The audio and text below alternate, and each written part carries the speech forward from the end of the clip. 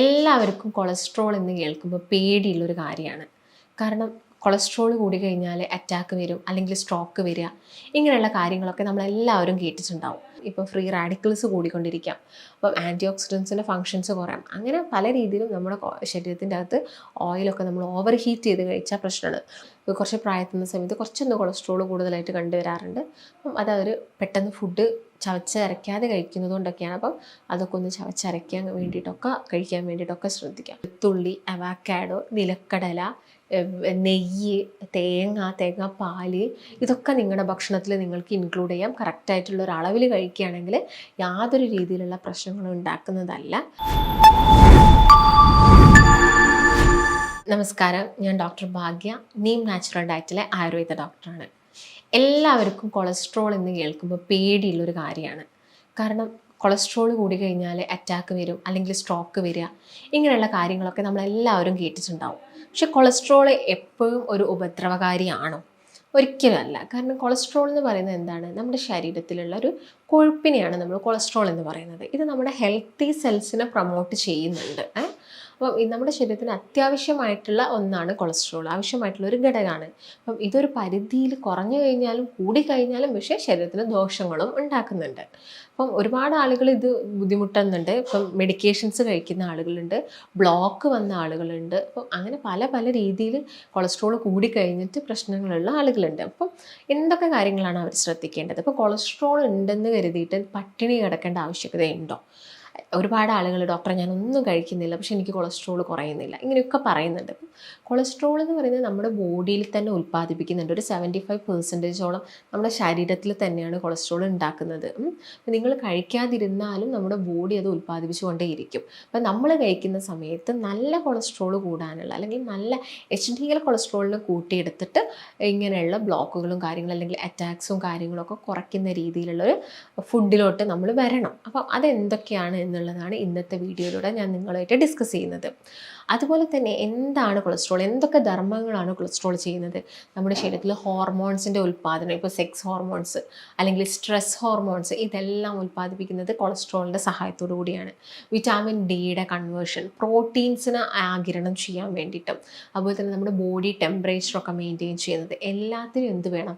Cholesterol വേണം. ഞാൻ നേരത്തെ പറഞ്ഞ പോലെ തന്നെ സെൽസ് ഹെൽത്തി ആയിരിക്കാൻ വേണ്ടിയിട്ട് എല്ലാത്തിനും ബിൽഡിംഗ് ബ്ലോക്സ് ആണ് കൊഴുപ്പെന്ന് പറയുന്നത്, അല്ലേ? അപ്പോൾ നമ്മുടെ ശരീരത്തിലെ ബിൽഡിംഗ് ബ്ലോക്സ് സെല്ലുകളാണ്. അപ്പോൾ ഈ സെല്ലിനെ പ്രൊമോട്ട് ചെയ്യാൻ എന്ത് വേണം? അല്ലെങ്കിൽ ഇതിൻ്റെ ഹെൽത്തിന് എന്ത് വേണം? കൊഴുപ്പ് അത്യാവശ്യമാണ്. അപ്പം ഇത് നല്ല കൊഴുപ്പ് നമുക്കറിയാം, നിങ്ങളെല്ലാവരും കേട്ടിട്ടുണ്ടാവും. HDL, LDL cholesterol, total cholesterol എന്നൊക്കെ. അപ്പോൾ നിങ്ങൾ കൊളസ്ട്രോൾ ചെക്ക് ചെയ്യുന്ന സമയത്ത് ജസ്റ്റ് ടോട്ടൽ കൊളസ്ട്രോൾ നോക്കാതെ ഒന്ന് ലിപ്പിഡ് പ്രൊഫൈലായിട്ട് നോക്കുക. ലിപ്പിഡ് പ്രൊഫൈൽ നോക്കുന്ന സമയത്ത് നമുക്ക് HDL കൊളസ്ട്രോൾ കിട്ടുന്നു, LDL കിട്ടുന്നു, ടോട്ടൽ കിട്ടുന്നു, ട്രൈഗ്ലിസറൈഡ്സ് ഒക്കെ കിട്ടുന്നു.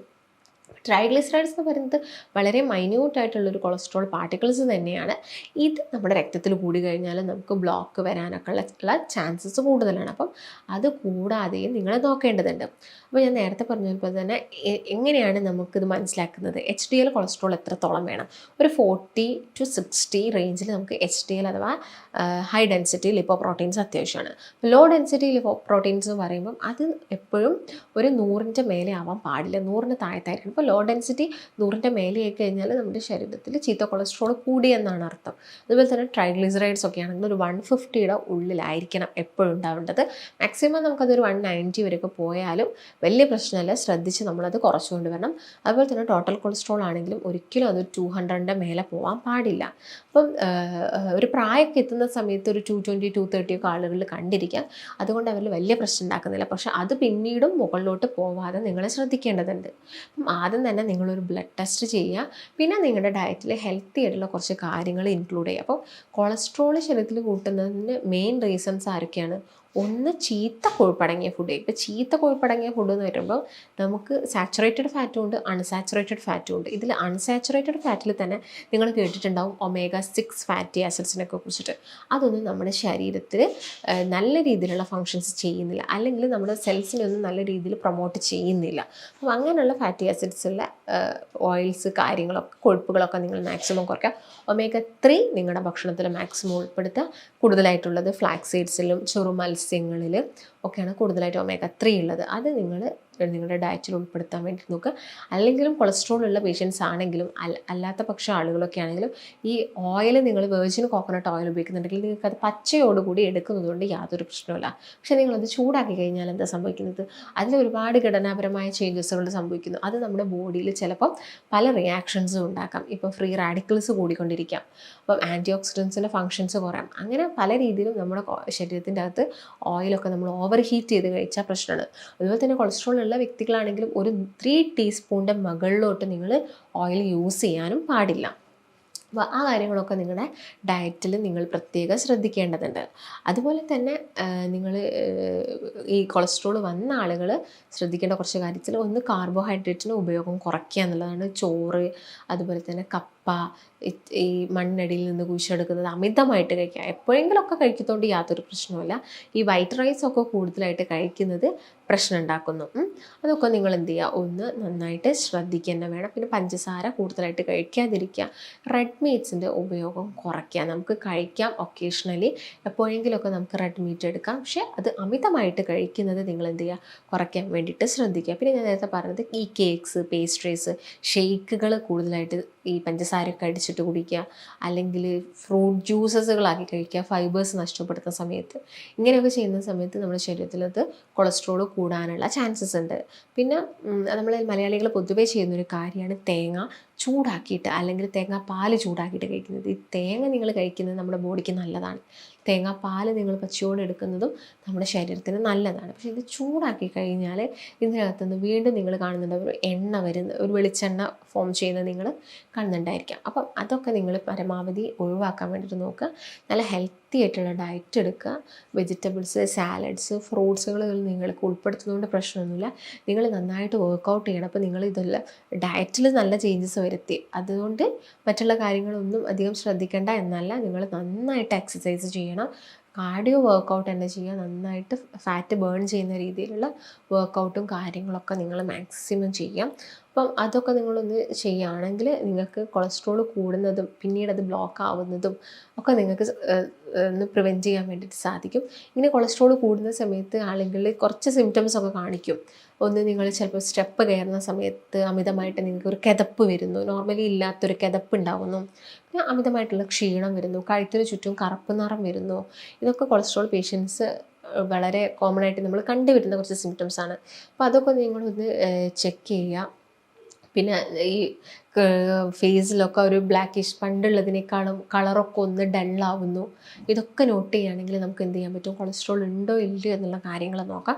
ഞാൻ നേരത്തെ പറഞ്ഞ പോലെ തന്നെ ലിപ്പിഡ് പ്രൊഫൈൽ ഒന്ന് ചെക്ക് ചെയ്യുക. പിന്നെ വെയിറ്റ് ഉള്ള ആളുകളാണെങ്കിൽ വെയിറ്റ് കുറയ്ക്കാൻ, നിർബന്ധമായിട്ടും വെയിറ്റ് കുറയ്ക്കാൻ വേണ്ടി നോക്കുക.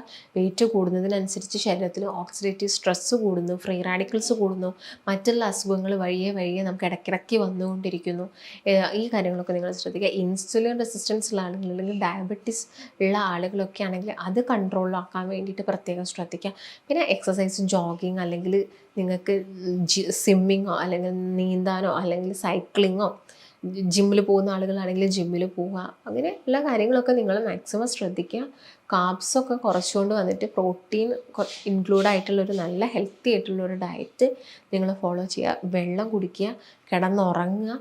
ഈ കാര്യങ്ങളൊക്കെയാണ് മെയിനായിട്ടും എല്ലാ അസുഖത്തിനും അടിസ്ഥാനമായിട്ടുള്ള കുറച്ച് കാര്യങ്ങൾ. വെള്ളം കുടിക്കുക, ഭക്ഷണം നന്നായിട്ട് ചവച്ചരച്ച് കഴിക്കുക. ചവച്ചരച്ച് കഴിക്കാൻ പ്രത്യേകം പറയുന്നത് പ്രായമായുള്ള ആളുകളിൽ കുറച്ച് പ്രായത്തുന്ന സമയത്ത് കുറച്ചൊന്ന് കൊളസ്ട്രോൾ കൂടുതലായിട്ട് കണ്ടുവരാറുണ്ട്.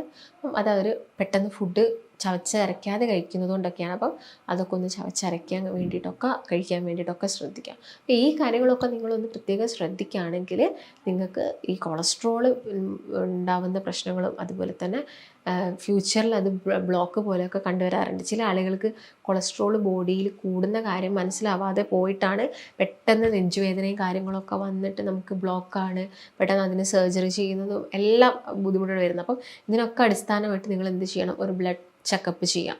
റൊട്ടീൻ ചെക്കപ്പ് ചെയ്യുക 6 മന്ത് കൂടുന്ന സമയത്ത്, അല്ലെങ്കിൽ ഇയർലി നമ്മുടെ ബോഡി ഫങ്ഷൻസ് ഒക്കെ മനസ്സിലാക്കാൻ ECG, അതുപോലെ തന്നെ USG സ്കാനിങ് എല്ലാം ഒന്ന് നിങ്ങളുടെ നോർമൽ ലൈഫിലോട്ട് ഒന്ന് കൊണ്ടുവരികയാണെങ്കിൽ നമുക്ക് പല അസുഖങ്ങളെയും ഏർലി സ്റ്റേജിൽ തന്നെ നമുക്ക് പ്രിവെൻറ്റ് ചെയ്യാൻ സാധിക്കും.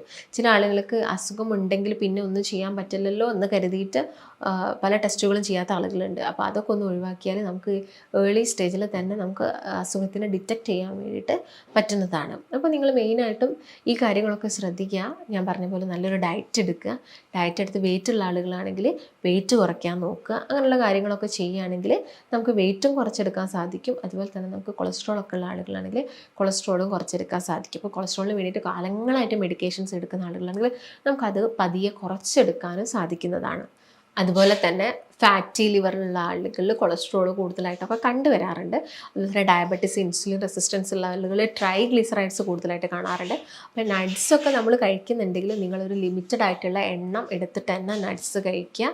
എമൗണ്ട് കുറച്ച് കഴിക്കാൻ വേണ്ടി നോക്കുക. കാഷ്യൂനട്ടൊന്നും കൂടുതലായിട്ട് കഴിക്കേണ്ട. ബദാമും വാൾനട്ടൊക്കെ ആണെങ്കിൽ ഹാർട്ട് ഫ്രണ്ട്ലി ആണ്. അതുപോലെ തന്നെ വെളുത്തുള്ളി, അവക്കാഡോ, നിലക്കടല, നെയ്യ്, തേങ്ങാപ്പാൽ ഇതൊക്കെ നിങ്ങളുടെ ഭക്ഷണത്തിൽ നിങ്ങൾക്ക് ഇൻക്ലൂഡ് ചെയ്യാം. കറക്റ്റായിട്ടുള്ള ഒരു അളവിൽ കഴിക്കുകയാണെങ്കിൽ യാതൊരു രീതിയിലുള്ള പ്രശ്നങ്ങളും ഉണ്ടാക്കുന്നതല്ല. അപ്പം മെയിനായിട്ട് നിങ്ങൾ ഈ പറയുന്ന ഫുഡുകൾ ഉൾപ്പെടുത്താൻ വേണ്ടി നോക്കുക. സ്ഥിരമായിട്ട് എക്സസൈസ് ഫോളോ ചെയ്യുകയാണെങ്കിൽ നമുക്കിത് വളരെ ഈസി ആയിട്ട് നോർമലാക്കാൻ സാധിക്കുന്ന കാര്യങ്ങളാണ്. അപ്പോൾ നിങ്ങൾക്ക് ഡൗട്ട്സും കാര്യങ്ങളൊക്കെ ഉണ്ടെങ്കിൽ നിങ്ങൾക്ക് താഴെ കാണുന്ന നമ്പറിൽ കോൺടാക്റ്റ് ചെയ്യാം. നമുക്ക് മറ്റൊരു നല്ല ഹെൽത്ത് ടോപ്പിക്കുമായിട്ട് വീണ്ടും കാണാം. നന്ദി.